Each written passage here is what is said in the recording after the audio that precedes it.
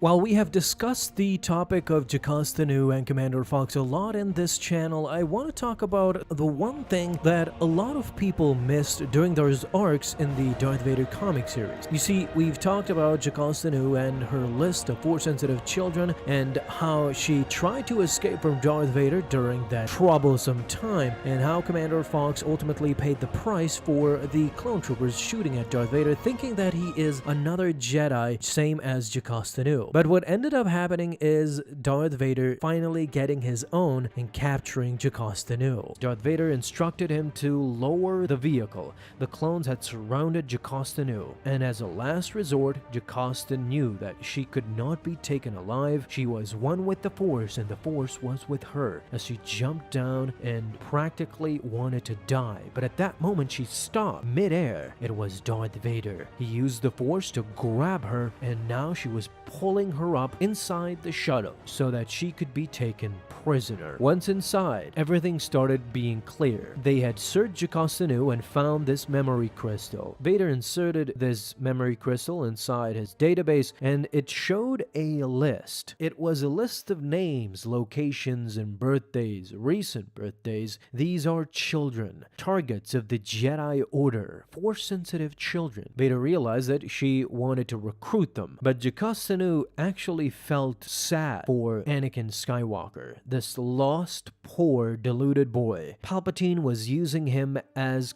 a marionette. He didn't even know why he ordered Jocasta Nu to be kept alive. You see, Sidious knew that Jocasta possessed a Force-sensitive children list that Sidious wanted for himself, and he didn't tell Vader. He simply instructed Vader to keep her alive by any means. You see, Jocasta Nu went on to warn Vader that since his master is lying to him and will continue to lie to him up until he can replace him. And Sidious will start with these Force-sensitive children. One of them will become more powerful than Vader and ultimately replace him. She continued to call Vader a boy. One of the clones approached and in anger wanted to stun her to stop these Jedi lies. Jocasta Nu scoffed. A Jedi? You idiot, she called the clone. They don't even know who are they supposed to hate.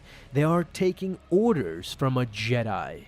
You see, this man, this masked dark figure, Darth Vader, was actually Anakin Skywalker, a Jedi Knight. She had revealed to every clone aboard the real identity of Darth Vader. The clones were shocked. They looked at Darth Vader in awe. Without a moment's notice, Vader didn't even hesitate. He force-pushed everybody out of the shuttle, knowing full well that now they were going down with it. Vader needed to do whatever was necessary in order to protect his old identity. No one would discover that he was Anakin Skywalker, especially not clones. Vader proceeded to do everything in his own interest. He ignited his lightsaber and killed Jocasta Nu, and once the shuttle crashed, he took the memory crystal and destroyed it. Palpatine would never obtain these Force-sensitive children for himself to train as future Sith, and his wish would come true.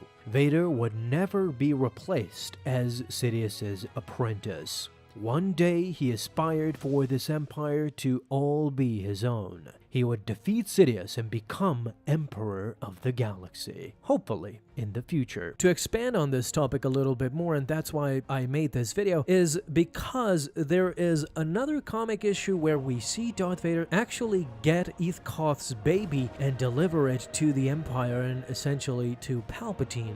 Now, why is he helping Palpatine here in capturing younglings and babies? And on the other hand, in this comic, he is crushing the children's Force-sensitive list and not letting Palpatine get his hands on them. Yes, it is true that Vader valued his position as the second in command of the Grand Empire, and that's probably one of the reasons why he didn't want anyone getting trained by Palpatine, or anyone else by that matter, and jeopardizing his grand position as Palpatine's apprentice. The sad thing, however, is that ironically, Luke Skywalker would come to be the biggest person to jeopardize this position position. You see, this is the honest truth. As much as Vader would try to uphold his position and defeat anyone who came close to it, sooner or later somebody would have come to replace him. Sooner or later people would gun for his position. As we all know by reading the comics and the novels that are available to us in canon, it doesn't mean that a Sith or an Inquisitor could come close to replacing him. Tarkin did so by not even being a Force user, just being a big, valuable asset to Palpatine,